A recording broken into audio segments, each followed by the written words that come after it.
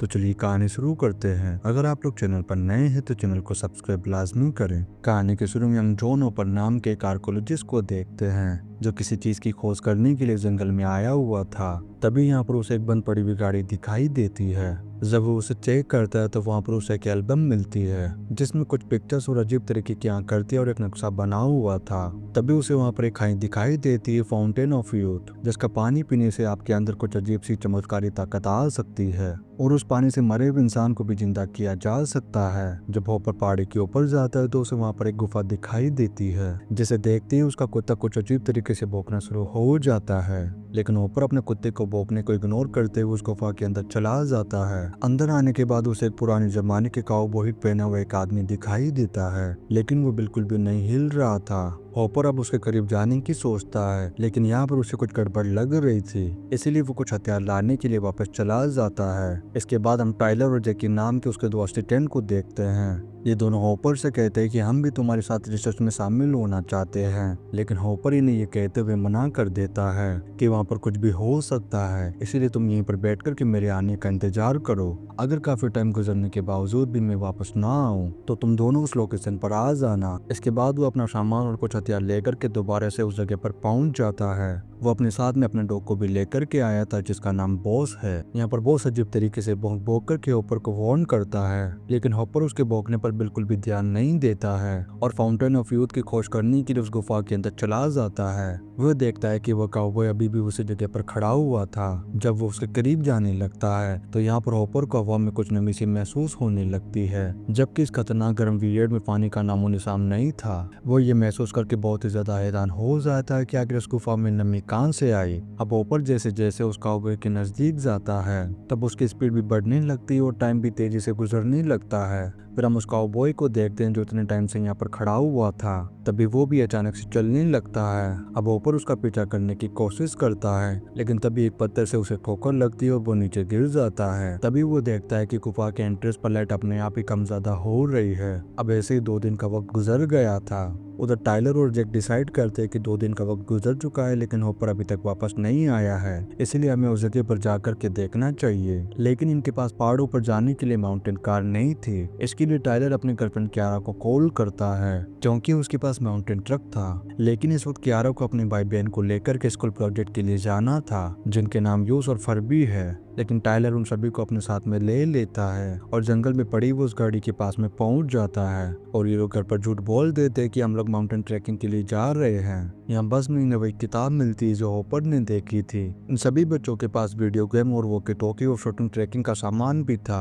इसके बाद ये सभी लोग भी उस गुफा में जाने लगते हैं। तभी टाइलर कहता है कि हम सभी एक साथ अंदर नहीं जाएंगे, बल्कि हम में से कोई एक बार खड़ा होकर के इंतजार करेगा, क्योंकि अंदर जाने के बाद अगर हम वापस बाहर नहीं आए तो जो बाहर खड़ा होगा वो पुलिस को जाकर के हमारी खबर बता सकता है। यहीं फरबी को गुफा के अंदर जाने से बहुत ज्यादा डर लग रहा था, इसलिए वो बाहर ही रुकने का फैसला करता है। इसके बाद ही सभी लोग अंदर जाने लगते हैं। दरअसल ये सभी लोग बहुत ही बड़ी मुसीबत में फंसने वाले थे, क्योंकि ये वो गुफा नहीं थी जिसमें हॉपर गया था। दरअसल ये गुफा उससे बहुत ज्यादा बड़ी थी और उससे बहुत ज्यादा खतरनाक थी। लेकिन आगे चल कर के ये गुफा उसी गुफा से मिल जाती है जिसमें हॉपर गया हुआ है। थोड़ा आगे जाने पर इन्हें एक बहुत बड़ी खाई नजर आती है जिस पर एक रस्सी लटकी हुई थी और वो जगह जगह से कटी हुई थी।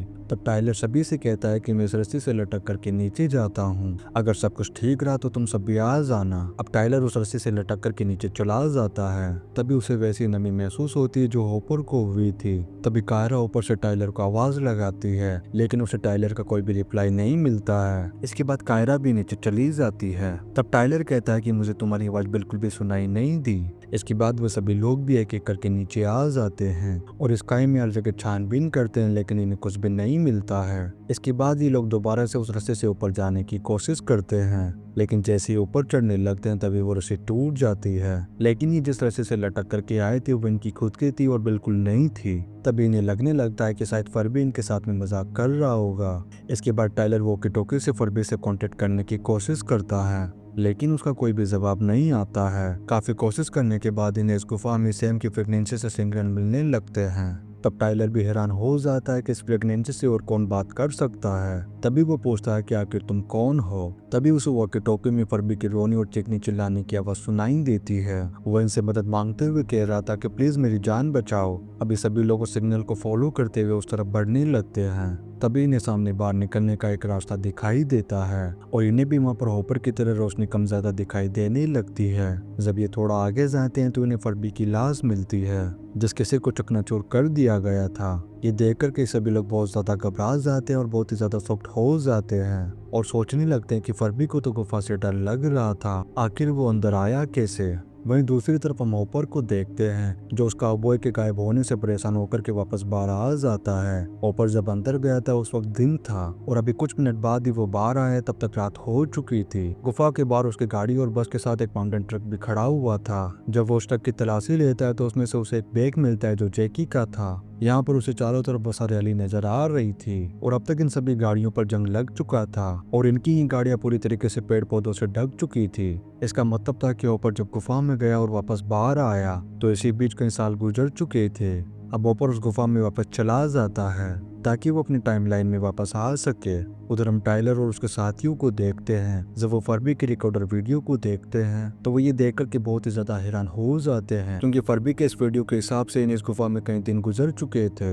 ये लोग वीडियो में देखते हैं कि फर्बी ने गाड़ी में रात बिताई थी और खाना खाया था। इसके बाद वो अपने साथियों को ढूंढने के लिए जाता है। तभी उसे वही खाई मिलती है जो हॉपर ने देखी थी। नीचे उतरने पर उसे भी लाइट कम ज्यादा दिखाई देती है। इसके बाद नीचे उतरने पर उसकी भी रस्सी टूट जाती है और वो नीचे गिर जाता है।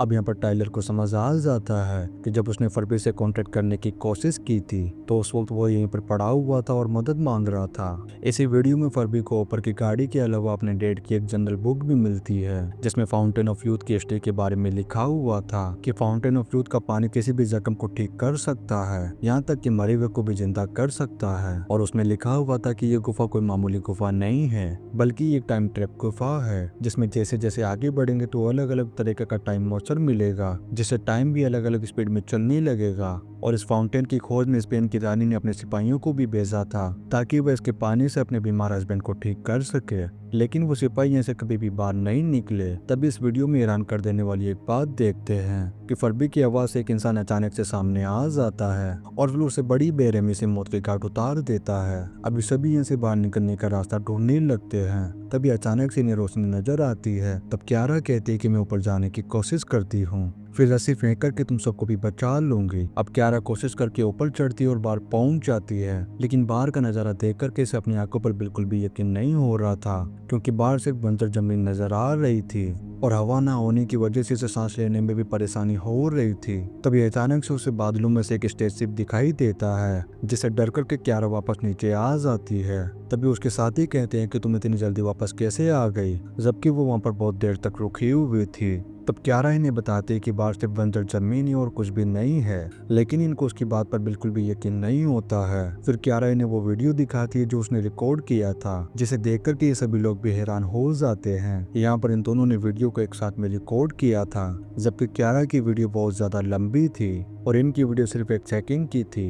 तभी क्यारा इन्हें बताती है कि हम इस गुफा में टाइम ट्रैप में फंस चुके हैं जहाँ पर टाइम काफी तेजी से निकल रहा है। इसके बाद ये लोग फर्बी के रिकॉर्डेड वीडियो को दोबारा से देखने लगते हैं तो ये देखते हैं कि उसमें सुबह से शाम ही नहीं बल्कि पूरा सीजन ही चेंज हो रहा था। दिन रात होने की जगह डायरेक्ट सर्दी और गर्मी आ रही थी और इन लोगों को भी यहाँ पर फंसे हुए काफी साल गुजर चुके हैं। तभी इन्हें एक रोशनी दिखाई देती है जिसमें ये सीढ़ियों की मदद से किसी को नीचे आता हुआ देखते हैं और वो एलियन जैसा दिख रहा था और हाईटेक सूट पहना हुआ था। जैसे ही वो नीचे आता है तभी ये सभी लोग डर करके यहाँ से भागने लगते हैं। थोड़ा आगे जाने पर उन्हें ऊपर के पेरेंट्स की लाशें मिलती है। दरअसल वो भी फाउंटेन ऑफ यूथ की खोज में यहाँ पर आए थे और फर्बी की तरह इनका भी एक आदिमानव ने काम तमाम किया था। इधर वो आदिमानव टाइलर के ऊपर हमला कर देता है जिसे टाइलर यहीं पर मारा जाता है।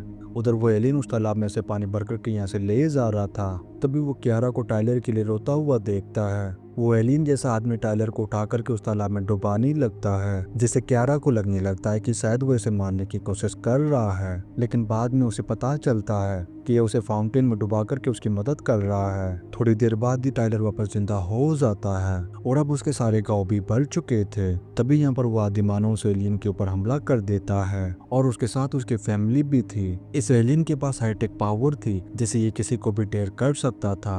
लेकिन तभी अचानक से एक आदि मानव उसके हेलमेट को निकाल देता है, जिससे उसकी ऑक्सीजन खत्म होने लगती है। टाइलर और कियारा जब उसे देखते हैं तो उन्हें पता चलता है कि ये एलियन नहीं बल्कि हमारी तरह एक इंसान है। तभी यहाँ पर वो एलियन आदि मानव को चाकू मार करके अपनी जान बचा लेता है। तभी कियारा उससे पूछती है कि तुम्हें यहाँ पर आए हुए कितना समय हो गया है। तभी वो कियारा को अपने टाइम की एक झलक दिखाते हुए कहता है कि अब जमीन रहने लायक तो बिल्कुल भी नहीं बची है, इसीलिए हम आर्क नाम के एक स्पेसशिप पर रहते हैं। इसके बाद जब ये थोड़ा आगे जाते हैं तो उन्हें हॉपर मिल जाता है, जो काफी ज्यादा जख्मी होया हुआ था। तभी आगे टाइलर को फाउंटेन ऑफ यूथ नजर आ जाता है, जिसमें स्पेन की रानी के भेजे हुए सिपाही टाइम लैंड के लोग और हॉपर की सिस्टर भी होती है। और फाउंटेन के पास का एरिया बहुत ही धीमी स्पीड में चल रहा था, जिस वजह से हॉपर की सिस्टर कम उम्र की दिखाई दे रही थी। इसी फाउंटेन की वजह से जगह जगह पर मॉइस्चर की दीवारें बनी हुई थी, और इंसान इस फाउंटेन के जितना ही करीब होगा उतना ही टाइम धीरे चलेगा। वहीं कियारा और उसके साथी उस एलियन वाली सीढ़ी का यूज करके बाहर निकलने की कोशिश कर रहे थे, लेकिन अब तो गुफा के बाहर की जगह पर पानी आ चुका था। फिर भी कियारा आगे बढ़ती है, तभी नीचे पानी में से एक हाथ बाहर आता है, जो उस इलेक्ट्रिक सीढ़ी के बटन को दबा देता है, जिससे सीढ़ी पर चढ़े हुए लोग सभी नीचे आकर के गिर जाते हैं। तभी वो एलियन कियारा को अपनी तरफ खींच लेता है, जिससे वो समझ जाती है कि ये हमारी मदद कर रहा है। गुफा के बाहर से टाइलर और सभी लोग टाइम के फर्क की वजह से धीरे धीरे गिरते हुए दिखाई दे रहे थे। तभी कियारा उन सभी को केबल की मदद से अपनी ओर खींच लेती है। उसने हॉपर और उसकी फैमिली को भी बचा लिया था। जब इन्हें होश आता है तो ये सभी फाउंटेन ऑफ यूथ के पानी में थे, जिससे इन सभी के जख्म बढ़ जाते हैं। इसके बाद ये सभी लोग अपनी आंख को एक स्पेसशिप में देखते हैं, जो काफी तेज स्पीड से धरती की तरफ बढ़ रहा था। इसी सीन के साथ एक कहानी टाइम ट्रैप यहीं पर खत्म हो जाती है। वीडियो कैसा लगा आप लोग कमेंट करके लाजमी बताएं। अगर आप लोग चैनल पर नए हैं तो चैनल को सब्सक्राइब लाजमी करें। आप लोग वीडियो को like and comment share and subscribe लाजमी करें। मिलते हैं नेक्स्ट वीडियो में। Thank you.